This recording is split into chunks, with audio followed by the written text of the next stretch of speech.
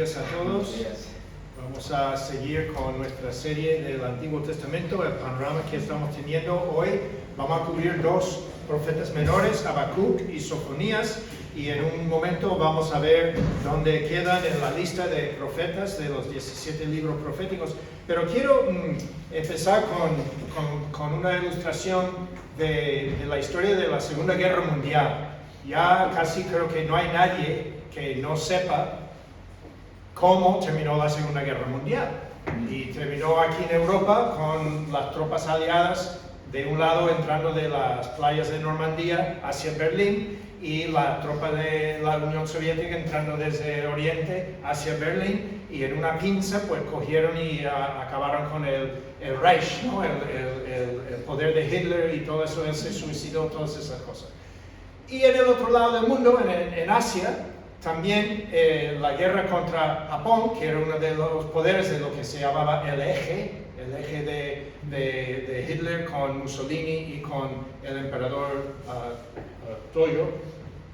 Pues ellos habían hecho un eje algunos dirían un eje de mal para controlar el mundo. Entonces, cuando terminó la guerra, aquí en Europa, había gente que no lo sabía. Incluso hasta semanas o meses después había gente que no lo sabía. Y se cuenta de que en Noruega, en algunos de los pueblos más aislados, los nazis, aunque ellos sabían que habían sido vencidos, seguían fingiendo sobre la población que ellos mandaban y que la guerra no había terminado. Pues en el otro lado del mundo, ¿cómo terminó la Segunda Guerra Mundial? Pues con Estados Unidos dejando caer la bomba atómica sobre Hiroshima y Nagasaki. Y había gente, de la misma manera, que no se enteró de esta noticia hasta semanas o meses después, porque el mundo en aquel tiempo no era como hoy, conectado a todo. De hecho, cuando yo estaba en el instituto con 16 o 17 años, en una isla en el sur Pacífico, donde los japoneses habían cogido todas las islas y habían dejado tropas ahí, en una isla aislada, un poco como una isla perdida de ese tipo de la historia de la película ese de Náufrago, que nadie sabía estaba ahí, pero las tropas japonesas estaban ahí. Y poco a poco habían ido muriendo hasta que se quedaba un solo soldado japonés. Pero él no sabía que la guerra había terminado. Y llevaba 35 años todavía en guerra, y cuando llegaron ahí para hacer yo no sé qué, él atacó a la gente pensando que estaba todavía en la Segunda Guerra y su país, el Imperio de Japón, estaba en guerra contra los occidentales y no podían apenas convencerle a este hombre, pero él, por la cultura japonesa y todo, pues se quedó firme de que no, hasta que él recibiera noticia de su emperador o de su general del ejército japonés, no iba a rendirse, y le costó trabajo convencerse. Y no es el único, es decir, que había historias así desde el final de la Segunda Guerra Mundial. En esas islas, las tropas japonesas que no querían creer o lo que sea, los pueblos en Noruega y Suecia que los nazis habían logrado controlar, o simplemente gente normal en la parte del mundo libre que, como no había noticias más que la radio o la prensa, y esas son personas que a lo mejor no tenían radio y no leían la prensa más que una vez al mes, entonces había terminado la guerra y no se enteró mucha gente por mucho tiempo. Ahora, adelantamos al 2001, el 11S, cuando cayeron las Torres Gemelas. Ahí casi todo el mundo lo vio en directo. Un cambio muy radical de saber las noticias de un suceso tremendo, pero casi en el momento, en el instante. Pues hoy, cuando entramos en Habacuc y en Sofonías, vamos a ver que el juicio de Dios va a caer sobre el reino de Judá. Ya no hay remedio, no hay marcha atrás, y la gente no va a tener que esperar para enterarse, porque ellos mismos son el objeto de este juicio. Y vamos a ver lo que enseñé. Recuerda lo que vimos en el mensaje hace un par de semanas, que hay tres pasajes en el Nuevo Testamento que nos muestran: Romanos 15:4, 1 Corintios 10:11 y 2 de Timoteo 3:16. Toda la Escritura es para nuestra enseñanza. Las cosas en el Antiguo Testamento son para enseñarnos, para no caer en el mismo pecado, para evitar el juicio de Dios. Y toda la Escritura es para nuestro bien, como dice en Timoteo. Y entonces las cosas que estamos viendo en toda la serie de libros históricos, poéticos, proféticos, es para ayudarnos a entender cómo es Dios, cómo responde al pecado, cómo es el juicio de Dios, cómo evitar el juicio de Dios, y etcétera, ¿no? Todas esas enseñanzas. Y yo recuerdo que cuando empezamos también dije lo que Jesús en Lucas 24 habló a los 2 discípulos en el camino de Emaús. Oh, hombres necios, no era necesario que el Cristo sufriera todo lo que está escrito de él, ¿dónde? En Moisés y los profetas y los salmos, y luego con los 11 en el aposento alto, cuando se presentó vivo, no querían creerlo, y él tuvo que decir, mira, este es lo que decía de mí en las Escrituras. Y él enseñó ahí, dice otra vez, desde la ley, los profetas y los salmos. Entonces, el Antiguo Testamento nos enseña muchas cosas importantes, tanto acerca de Dios, el Padre, acerca del juicio, acerca del pecado, acerca de la salvación y acerca de Cristo. Y todas esas cosas lo vamos a ver hoy en Habacuc y Sofonías. Quizás es una petición grande, pero que vamos a verlo hoy en esta. Entonces, recuerda lo que hemos visto en la serie, que los libros históricos, poéticos, proféticos, esas son las 3 divisiones. Y desde hace un par de meses, estamos en los libros proféticos, que son 17. Hemos visto todos los libros de profetas mayores, Isaías, Jeremías, Ezequiel, Daniel, y llevamos un tiempo en los profetas menores, y hoy terminamos con 2 más, Habacuc y Sofonías, y mira lo que queda, solo quedan 3. Y vamos a verlo el domingo que viene y el otro. Ya quedan 2 domingos y terminamos el Antiguo Testamento, que es casi un 75% de la Biblia. Es decir, que casi 3/4 de la Biblia, creo que es 73% de la Biblia, es el Antiguo Testamento. Y desde octubre del año pasado hasta 2 domingos vamos a ver toda esta cantidad de enseñanza que la Biblia tiene para nosotros, y hoy vamos a verlo en Habacuc y Sofonías. Ahora vamos a Habacuc. Si no lo has abierto tu Biblia ahí, abre a Habacuc y vamos a ver cómo la noticia tan grande de que viene el fin, y cuando llegue el fin todo el mundo va a enterarse de ello, nadie va a quedar atrás, y Dios incluso llama al mundo como testigo y todo eso. Pero Habacuc capítulo 1, y ahora desde el versículo 1 solo nos dice la profecía que dio el profeta Habacuc, y no sabemos nada de él más que eso. Era un profeta y no sabemos nada más. No hay más datos de él, no dice en cuándo profetizó, no dice quién era su padre o de dónde venía como otros profetas, pero su mensaje es una queja contra Dios. Es una queja, el estilo de Job, quejándose y diciendo, ¿por qué actúa Dios en tal manera o cual manera? ¿Por qué está Dios haciendo las cosas de esa forma? No lo entiendo y me quejo con Dios. Que hay algunos expositores que dirían, no podemos quejarnos con Dios, que es un pecado. Pero en la Biblia hay muchas quejas. Aquí Habacuc, David en algunos de los salmos, otros salmistas como los de Asaf y otros, se quejan con Dios. Y es normal que cuando estamos pasando o viendo cosas que son injustas o son malas o nos afectan, podemos decir, yo no entiendo esto, Señor, ¿por qué está haciendo así? Este no es lo que debe de hacer, o este no es como tú eres. Y quejamos con Dios, pero Él está haciendo como Job. Y es que el mensaje de Habacuc es, el juicio viene sobre Judá por fin, pero viene por un pueblo peor. Y esta va a ser la pregunta de Habacuc, va a decir, ¿por qué, Señor? ¿Qué haces, Dios mío?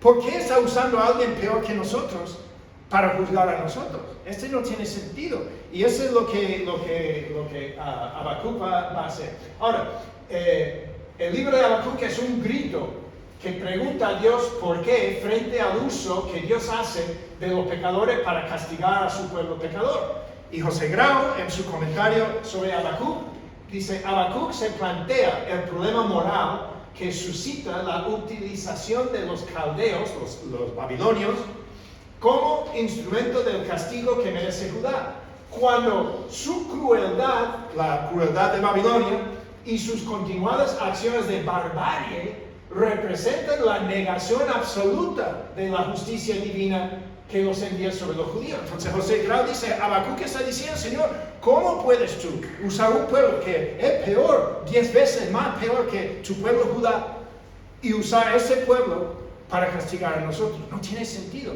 William MacDonald dice, ¿cómo podía Dios castigar a Judá? Eso está como parafraseando la pregunta de Habacuc. ¿Cómo podía Dios castigar a Judá por medio de una nación que era peor que ellos? Así él argumenta con Dios. Y vamos a ver que eso es lo que hace Habacuc, está discutiendo con Dios, igual como Job, quejándose, discutiendo. Ahora, esa es la división que podemos tener de Habacuc, y podemos decir que el libro trata de ¿qué haces, Dios mío? ¿O por qué, Señor? ¿Por qué? Como el libro de José Grau. ¿Por qué, Señor? ¿Por qué? Capítulo 1 y 2, Habacuc dialoga consternado con Dios. Y hay un diálogo en capítulo 1 y 2, Habacuc y Dios, luego Habacuc y Dios. Habacuc pregunta, Dios responde, y dice, ¿hasta cuándo, Señor? ¿Por qué estás siendo así?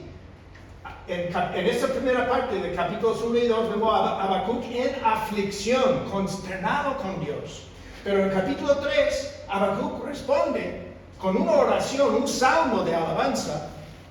Y es Habacuc ya no en aflicción, sino en alabanza, confiado en Dios. Entonces, esas son las dos partes del libro. Vamos a leer en capítulo 1 solo unos pocos de versículos para ir avanzando. Y dice aquí en Habacuc 1, del versículo 1 al 3, incluso quizá hasta el 4, dice la profecía que vio el profeta Habacuc: ¿hasta cuándo, oh Señor, clamaré y no oirás? Y daré voces a ti a causa de la violencia y no salvarás. ¿Por qué me haces ver iniquidad y haces que vea molestia? Destrucción y violencia están delante de mí, y pleito y contienda se levantan, por lo cual la ley es debilitada y el juicio no sale según la verdad. Por cuanto el impío asedia al justo, por eso sale torcida la justicia. Ahora Dios va a contestarle y dice: mirad entre las naciones y ved, y asombraos, porque haré una obra, esa es la obra de juicio, haré una obra en vuestros días que aun cuando se os contare, no la creeréis. Porque he aquí yo levanto a los caldeos, nación cruel y presurosa, que camina por la anchura de la tierra para poseer las moradas ajenas. Formidable es y terrible, de ella misma procede su justicia y su dignidad. Sus caballos serán más ligeros que leopardos y más feroces que lobos nocturnos, y sus jinetes se multiplicarán, vendrán de lejos, etc. Y da una descripción de los babilonios que van a venir, y va a ser un juicio terrible. Porque Habacuc empieza preguntando: Señor, aquí en Judá veo mucha maldad, violencia, injusticia, y Señor, ¿por qué no haces nada? ¿Hasta cuándo, Señor, me va a permitir ver esto en mi pueblo? Y Dios dice: bueno, ahora vais a ver, voy a traer a los babilonios para castigaros. Y ahora, empezando en versículo 12, ahora empieza Habacuc respondiendo otra vez a Dios. Dice: ¿no eres tú desde el principio, oh Señor, Dios mío, santo mío? No moriremos, oh Señor, para juicio lo pusiste, y tú, oh roca, lo fundaste para castigar. Muy limpio eres de ojos para ver el mal, ni puedes ver el agravio. ¿Por qué? ¿Por qué ves a los menospreciadores y callas cuando destruye el impío a más justo que él? Y entonces otra vez se va quejándose de que la forma que Dios está actuando frente a la maldad y la injusticia no es la forma que Habacuc cree que Dios debe de actuar. Y él está diciendo que tú eres limpio de ojos, tú eres santo, tú eres esto, pero no estás actuando como creo que debes de actuar. Y en versículo 2 de capítulo 2 ya el Señor le responde otra vez, y tenemos el diálogo. Habacuc pregunta, Dios responde, etc. Y dice: y el Señor me respondió y dijo: escribe la visión y declárala en tablas para que corra el que leyere en ella. Aunque la visión tardará aún por un tiempo, mas se apresurará hacia el fin y no mentirá. Aunque tardare, espéralo, porque sin duda vendrá, no tardará. He aquí que aquel cuya alma no es recta se enorgullece, mas el justo por su fe vivirá. Y también el que es dado al vino es traicionero, hombre soberbio, que no permanecerá. Ensanchó como el Seol su alma, y es como la muerte que no saciará. Antes reunió para sí todas las gentes y juntó para sí todos los pueblos. Y ahora va a empezar una serie de ayes, y dice versículo 6: no han de levantar todos estos refrán sobre él y sarcasmos contra él. Dirán: ay del que multiplicó lo que no era suyo. ¿Hasta cuándo había de acumular sobre sí prenda tras prenda? Versículo 9: ay del que codicia injusta ganancia para su casa, para poner en alto su nido, para escaparse del poder del mal. Versículo 12: ay del que edifica la ciudad con sangre, y del que fundar una ciudad con iniquidad. Versículo 15. Bueno, 14, porque la tierra será llena del conocimiento de la gloria del Señor como las aguas cubren el mar. Pero hay del que da de beber a su prójimo, hay de ti que le acercas tu hiel y le embriagas para mirar su desnudez. Y al final, en el versículo 19, hay del que dice al palo, despiértate, y a la piedra muda, levántate. Podrá él enseñar, he aquí, está cubierto de oro y plata, y no hay espíritu dentro de él. Mas el Señor está en su santo templo, calle delante de él toda la tierra. Ese representa la soberanía y la singularidad de Dios. Entonces Habacuc está aquí en este diálogo con Dios, consternado.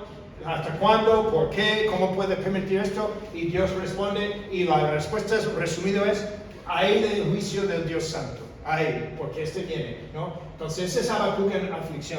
Pero en el capítulo 3 ya hay un cambio, empieza el versículo 1, dice, oración del profeta Habacuc sobre Sigionot, que es un tipo de instrumento musical o tipo de forma de cantar.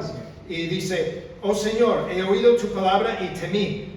Oh Señor, aviva tu obra en medio de los tiempos. En medio de los tiempos, hazla conocer. En la ira, acuérdate de la misericordia. Luego él sigue en su oración, que es un salmo de alabanza, hasta llegar al versículo 16, porque ahí da una descripción de Dios y luego va a los que Dios va a traer. Y dice, versículo 16, oí y se conmovieron mis entrañas, a la voz temblaron mis labios, pudrición entró en mis huesos, y dentro de mí me estremecí. Si bien estaré quieto en el día de la angustia, cuando suba al pueblo, el que lo invadirá con sus tropas. Está hablando de Nabucodonosor. Dice que, Señor, no entiendo eso, pero voy a aceptarlo.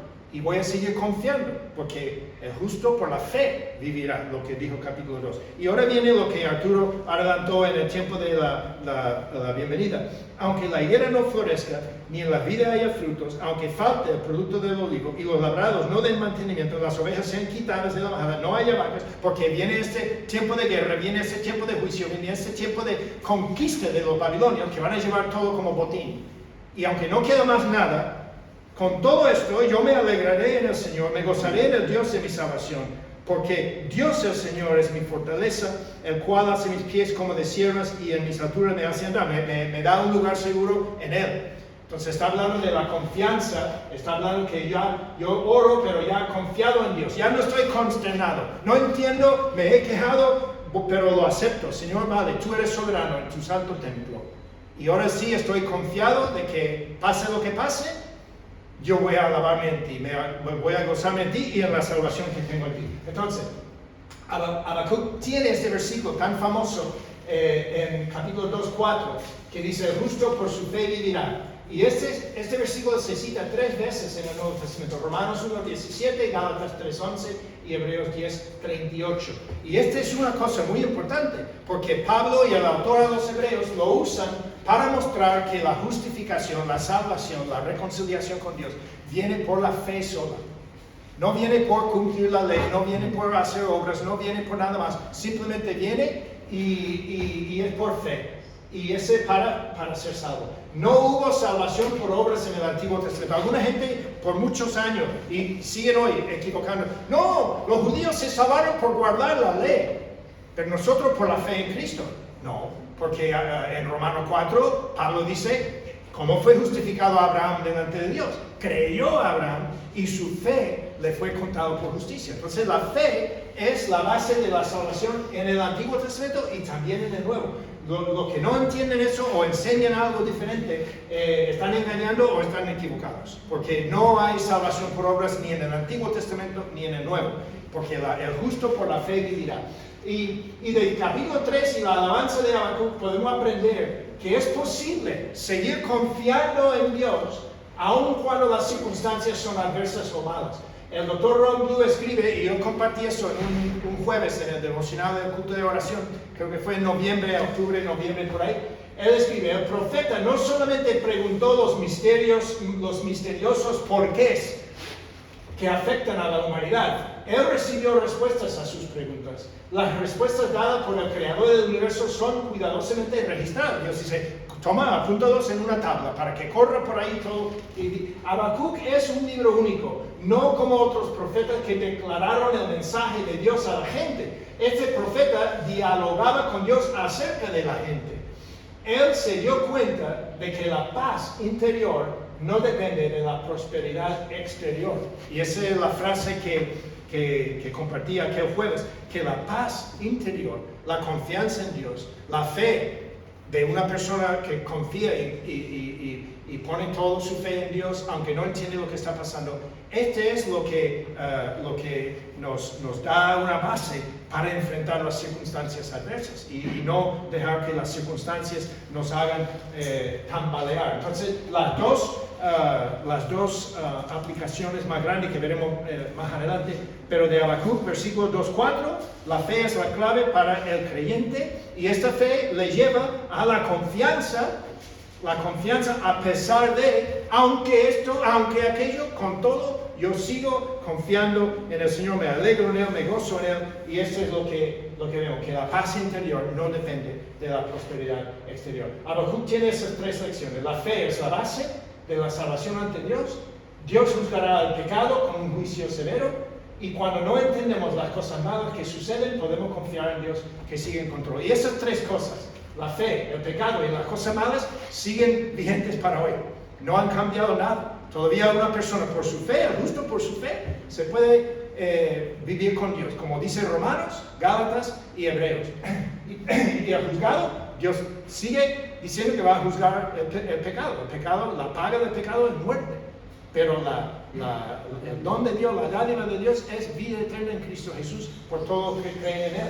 Y cuando las cosas malas pasan, sigamos confiando en Dios porque Él está en control. Y este es el versículo clave quizás de Habacuc, aunque yo también me gusta el Salmo de Alabanza, que es un corito que hemos cantado por muchos años. Ahora vamos a pasar a Sofonías, el siguiente libro, debes estar ya ahí. Si estabas en Habacuc capítulo 3, ya estás en la página enfrente, en Sofonías capítulo 1. Y Sofonías ya sabemos que en versículo 1 él sí ubica quién es y cuándo está profetizando. Dice, palabra del Señor que vino a Sofonías, hijo de Cusi, hijo de Gedalías, hijo de Amarías, hijo de Ezequías, en días de Josías, hijo de Amón, rey de Judá. Este Josías es el mismo, casi el antepenúltimo rey de Judá. Es el que cuando él muere, el que le sigue es el que Nabucodonosor viene y coge. Josías intentó un avivamiento, una reforma de Israel, no funcionó. Bueno, superficialmente funcionó, pero la gente no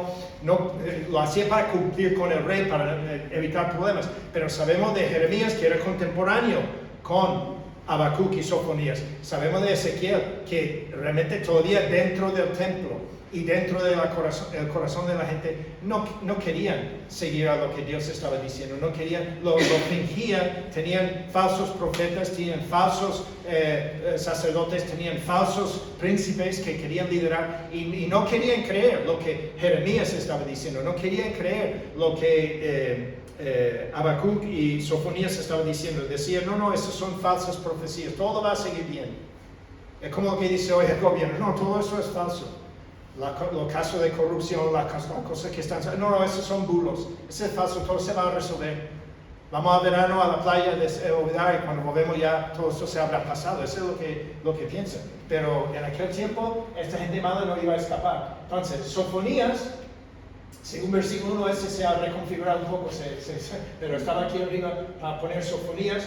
Y ministró en día de Josías, rey de Judá, entre 639 y 609. Ahora, 609 es el año que viene Nabucodonosor por primera vez.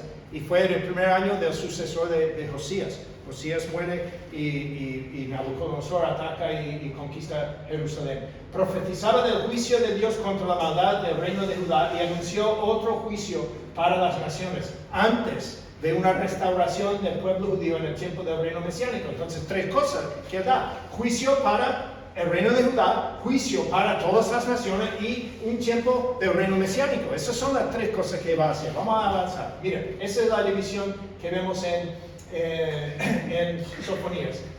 Juicio sobre Judá, capítulo 1 y parte de capítulo 3. Luego, juicio sobre las naciones y también otra vez sobre Jerusalén en el resto del capítulo 2, versículo 4 a 3:7. Y al final 3:8, al final justicia restaurada en el reino de Mesías. Entonces tenemos del 1:1 a 3:7, juicio pronto para Judá y las naciones, pero del final 3:8 a 20, justicia en el futuro reino de Mesías. Juicio y justicia. Y eso es lo que Sofonías va a profetizar. Vamos a ver un poco en capítulo 1, este día de juicio, porque es un juicio muy fuerte. La primera parte es la profecía de juicio en el día de Jehová, el día de Yahweh, el día del Señor, que lo usa varias veces, igual como vimos en Joel y en Abdías. El día del Señor es ese día de juicio, pero no es solamente el último día de juicio. Cualquier día de juicio de Dios se llama el día del Señor, aunque hay uno que es por el nombre y por el rango, es el final de la tribulación, el día del Señor, el día del juicio, que va a ser el más grande de todos, ¿no? Y incluso Cristo dijo, cuando habló en Mateo 24, que si esos días no fueran acortados por Dios a solo 7 años, nadie en la tierra sobreviviría, nadie, porque es un tiempo tan terrible lo que viene en la semana 70 de Daniel. Pero profecía del juicio en el día de Jehová, y luego al final promesa de salvación después del juicio para los que aceptan lo que Dios quiere hacer. Entonces vamos a leer aquí unos ejemplos, a ver si avanzo aquí.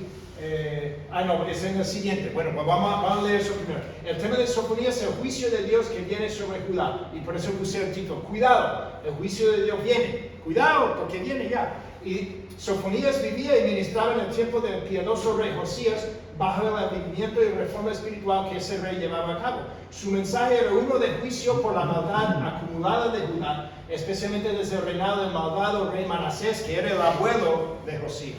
Y ese hombre era más malo, y fue en su reino que Dios dijo, se acabó, ya no hay más oportunidad. Y aunque Josías, su nieto, procuró una reforma, ya era demasiado tarde y el juicio venía. Benoit en su panorama del Antiguo Testamento dice, debido a la increíble maldad de Manasés, Dios pronunció un juicio irreversible que iba a caer sobre Judá. Debido a Manasés, el mal se impregnó de tal manera en Judá que la nación nunca volvería a Dios. Así que Sofonías fue llamado por Dios para anunciar ese juicio que pronto vendría. Entonces, el juicio va a venir, y lo que quiero leer ahora en el capítulo 1, que aquí lo he puesto en negrita, y como hemos cambiado de proyector, se cambia la configuración un poco. Pero vamos a ir leyendo, porque he resaltado la cosa que dice que es un tiempo no de bromas, es una cosa muy seria. El juicio de Dios es algo muy serio y muy fuerte, muy terrible, un tiempo terrible.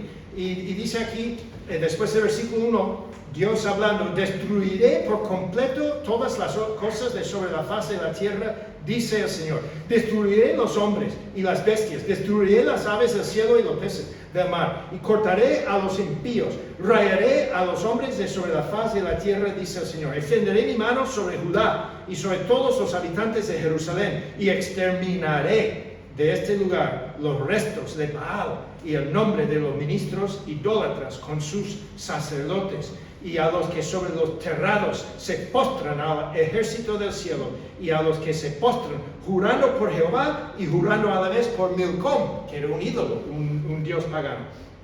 Calla en la presencia de Jehová el Señor, porque el día de Jehová está cercano, porque el Señor ha preparado sacrificio y ha dispuesto a sus convidados. Y en el día del sacrificio del Señor castigaré a los príncipes y a los hijos del rey y a todo lo que visten vestido extranjero. Asimismo castigaré en aquel día a todos los que saltan la puerta, lo que llenan la casa de sus señores de robo y de engaño. Y habrá en aquel día, dice el Señor, voz de clamor desde la puerta del pescado, y aullido desde la segunda puerta, y gran quebrantamiento desde los collados, etc., ¿no? El versículo 12, acontecerá en aquel tiempo que yo escudriñaré a Jerusalén con linterna, y castigaré a los hombres que reposan tranquilos como el vino asentado, los cuales dicen en su corazón, el Señor ni hará bien ni hará mal, todo va a seguir tal cual.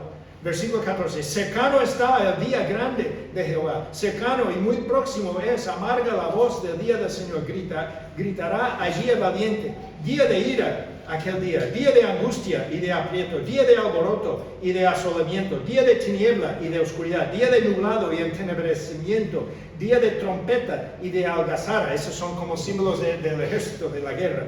Dice, y atribularé a los hombres y andarán como ciegos porque pecaron contra el Señor y la sangre de ellos será derramada. Y versículo 18, ni su plata ni su oro podrán liberarlos en el día de la ira del Señor, pues toda la tierra será consumida con fuego tal. Y sigue, capítulo 2, versículo 2, el furor de la ira del Señor antes que el día de ira del Señor venga sobre vosotros tal. Buscad al Señor todos los humildes de la tierra, lo que pusiste por obra su juicio, buscad justicia, buscad mansedumbre, quizás seréis guardados en el día del enojo. Entonces, estas palabras, mira lo que sacrificio, día grande, amarga, día de ira, día de angustia, de alboroto, de asolamiento, tiniebla, oscuridad, entenebrecimiento, atribulación, sangre, día de ira, día de consumirse con fuego, destrucción apresurada, el furor, día de ira, día de enojo. Es decir, que no estaba hablando de algo leve. Ese no es algo del juicio de Dios, no es liviano, es algo muy serio. Eso es lo que el pueblo de Dios, por mucho, hasta el tiempo de Cristo incluso, no, pero somos descendientes de Abraham, somos el pueblo escogido de Dios, a nosotros no pasa nada. Y hay mucha gente en el mundo cristiano, en la cristiandad, que cree que porque yo soy cristiano, Dios no me va a juzgar. Pero eso es falso. Pedro dice que es tiempo para que empiece el juicio de Dios, y si empieza primero con nosotros, ¿qué será de los que no son de Dios? En 1 de Pedro, creo que es capítulo 3, por ahí, pero que habla de que Dios sí juzga a su pueblo. No va a juzgar a los creyentes para determinar su salvación. 1 Corintios 3 dice que el fundamento de Cristo está en él, pero sí va a juzgarlo por su vida y su servicio. Y eso son cosas serias. Y ¿por qué quisiera alguien jugar con Dios cuando el juicio de Dios no es un juego? Vamos a seguir adelante. Una vez más vemos que hablar de un futuro día de bendición. Este empieza en capítulo 3, versículo 8. Y será un día de bendición para la nación de Israel. Y en los últimos versículos 19 y 20, Dios dice que pondrá a Israel por renombre y alabanza en toda la tierra. Vamos a leer desde 14, solo terminar los últimos 7 versículos del capítulo 3, ¿vale? Y dice, canta, oh hija de Sión, da voces de júbilo, oh Israel, gózate y regocíjate de todo corazón, hija de Jerusalén. El Señor ha apartado tus juicios, ha echado fuera tus enemigos. El Señor es Rey de Israel en medio de ti. Nunca más verás el mal. En aquel tiempo se dirá a Jerusalén, no temas. Sión, no se debiliten tus manos. El Señor está en medio de ti, poderoso. Él salvará, se gozará sobre ti con alegría, callará de amor, se regocijará sobre ti con cánticos. Reuniré a los fastidiados por causa del largo tiempo. Tuyos fueron para quienes el oprobio de ella era una carga. He aquí, en aquel tiempo, yo apremiaré a todos tus opresores, y salvaré a la que cojea, y recogeré la descarriada, y os pondré por alabanza y por renombre en toda la tierra. En aquel tiempo yo os traeré, en aquel tiempo os reuniré yo, pues os pondré para renombre y para alabanza entre todos los pueblos de la tierra. 2 veces lo dice, 19 y 20 lo repite.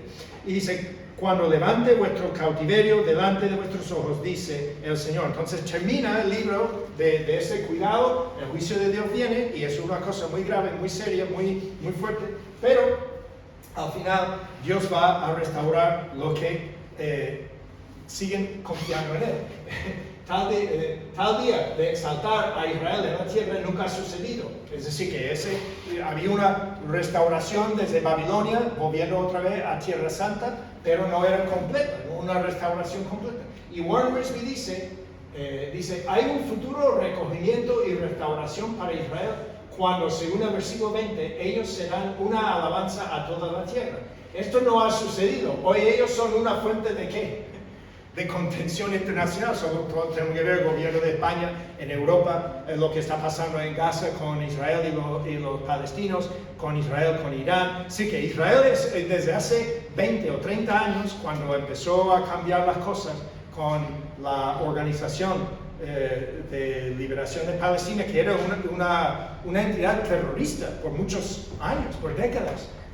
y se convirtió como el Sinn Féin en el norte de Irlanda, que también era una organización terrorista, se convirtió en un partido político, como aquí. Los etarras se convirtieron en Bildu, en HD. Es decir, que los de la Organización de Liberación de Palestina, que lo llevaba Yasser Arafat, era una organización terrorista hasta el año 90 y tanto, cuando hizo los acuerdos de paz de Camp David.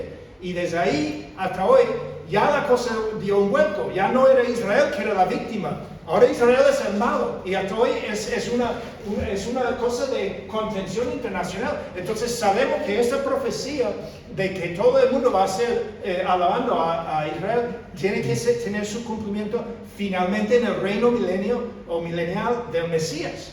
Y es cuando la justicia llegará. Entonces, como dice el Dr. Wisby, cuando Jesús vuelva, ellos serán la fuente de gozo y gloria en la tierra y el mundo estará en paz. Pero ese solo será en el tiempo del reino milenial, en el tiempo del reino mesiánico. Entonces, vamos a ver lo que hemos visto en estos dos profetas, los profetas del juicio para Judá.